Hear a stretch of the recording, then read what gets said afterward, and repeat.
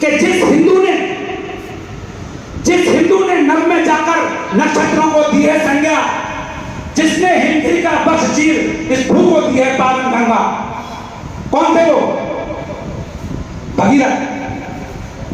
जिस हिंदू ने नभ में जाकर नक्षत्रों को दी है संज्ञा, जिसने हिमगिरी का बक्ष चीर भू को दी है पावन गंगा, जिसने सागर की छाती पर पाषाणों को तैराया है, हर वर्तमान की पीड़ा को जिसने इतिहास बनाया है, जिसके आर्यों ने घोष किया कर्मबंधम विषम आर्यम का, जिसका गौरव कम कर न सकी रावण की स्वर्णमयी लंका,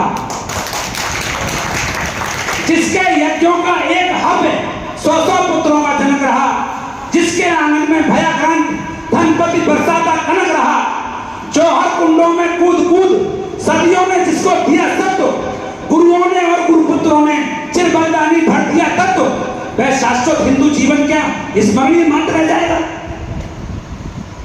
वह शाश्वत हिंदू जीवन क्या स्मरणीय मात्र रह जाएगा? इसकी गंगा का पावन जल क्या नालों में बह जाएगा? इसके गंगाधर शिवशंकर क्या ले समाधि हो जाएंगे? इसके पुष्कर, इसके प्रयाग क्या गर्क मात्र हो जाएंगे? यदि तुम ऐसा नहीं चाहते तो फिर तुमको चलना होगा, हिंदू राष्ट्र का बिगुल बजाकर दानव धन को चलना होगा, दादा सूरजपाल सिंह अम्मू के कदमों से कदम मिलाकर चलना होगा। आपको जिंदाबाद जिंदाबाद। आपके पास का ये सांसद है संभल का, वो लोकसभा में खड़े होकर इस बात का विरोध करता है कि मैं वंदे मातरम नहीं बोलूंगा। सिर्फ इस बात की लड़ाई है, किसी बात की लड़ाई नहीं है। और आप देखिए, जय श्री राम, वंदे मातरम और भारत माता की जय पहले सुनने नहीं मिलता था, लेकिन आज जब आपने अपनी ताकत को समझा है तो एक तरफ का रूट डायवर्जन हुआ पड़ा है। आप देखिए जाकर पश्चिम उत्तर प्रदेश में पूरे गढ़मुक्तेश्वर से लेकर एक तरफ का सरकार और पुलिस के बड़े बड़े अधिकारी कामर वालों के जो भोले हैं उनके पैर में मूव ट्यूब की मालिश कर रहे हैं। आपने अपनी ताकत को समझा है, तब ये दिन आपको देखने को मिलेगा। जय श्री राम, जय श्री राम। आप जिला स्तर पर, विधानसभा स्तर पर, तहसील स्तर पर और ब्लॉक स्तर पर अपनी टीम को खड़ा कीजिए। अहंकार को नीचे रखकर, अहंकार कहते हैं भगवान का भोजन होता है, अहंकार को नीचे रखकर आपको काम करना है। एक संत, दादा एक संत की तरह काम कर रहे हैं। मैं यही अपने भगवान से ये प्रार्थना करता हूं कि भगवान दादा को बहुत लंबी उम्र दें, ताकि दादा हिंदुओं को जगाते रहें और हिंदुओं का बिल्कुल बचता रहे। युग बीतते रहेंगे, लेकिन आप देखिए 800 साल हमारे देश पर मुगल शासन कर गए। उससे पहले तुर्क, हूण और अंग्रेज और शक, इस तरह से बहुत सारे आक्रांताओं ने, तुर्कों ने ये हमारे देश पर शासन किया है, क्योंकि हम में आपस में फूट थी। अगर हम एक डेमोक्रेसी है, अगर हम एकजुट होकर रहेंगे। आप कभी अंगूर वाले के पास गए? आपने देखा अगर गुच्छे वाले अंगूर आप लेंगे तो वो 100 रुपए किलो मिल रहे होंगे, और जो अंगूर का दाना बिखरा हुआ होगा वो 50 रुपए किलो मिल रहा होगा।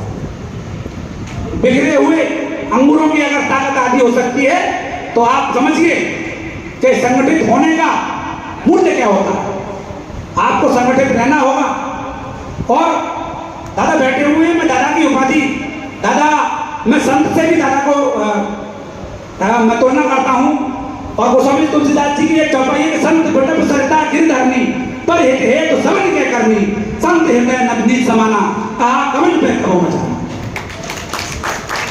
अब इसका अर्थ आपको मैं समझाऊंगा। रीना दीदी बड़ी अच्छी शायरी पढ़ रही थी, मैं अभी उनसे ये सीखूंगा बैठकर ये हुनर।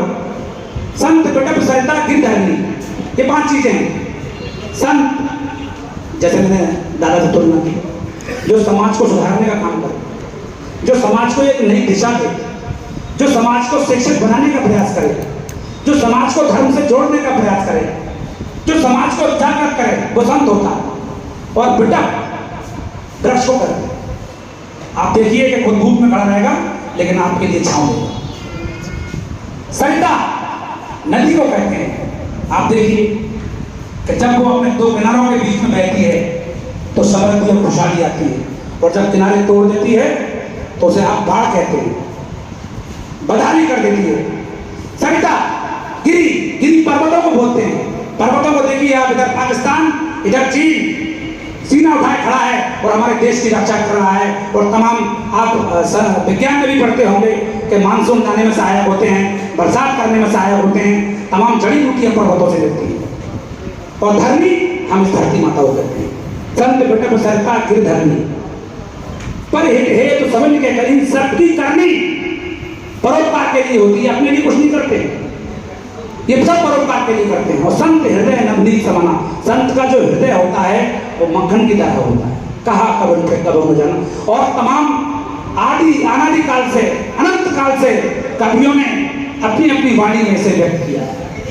तो आप दादा के पगचिन्हों पर चलें, करनी सेना को मजबूत करने का कार्य करें, घर घर जाएं, अहंकार को आप उतार के रखते हैं। एक शेर मैं भी बोलूंगा कि हवा के एक झोंके से वो डाली टूट जाती है, जिसे अपनी बुलंदी पर जरा भी नाश होता है, और तोड़ देती हैं ये आंधियां उन मगरूर दरख्तों को, साख वही बचती है जमीन से झपक जाती है।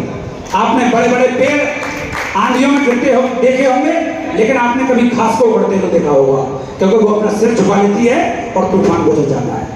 तो आपको अहंकार को दरकिनार करते हुए अपने करनी सेना परिवार को बढ़ाना है, दादा के हाथों को मजबूत करना है, और देश में एक नई सनातन धर्म की ज्योति को, आपको इस प्रकाश को मशाल का रूप देना है। इन्हीं बातों के साथ में आप सभी मेरे साथ जय घोष करेंगे।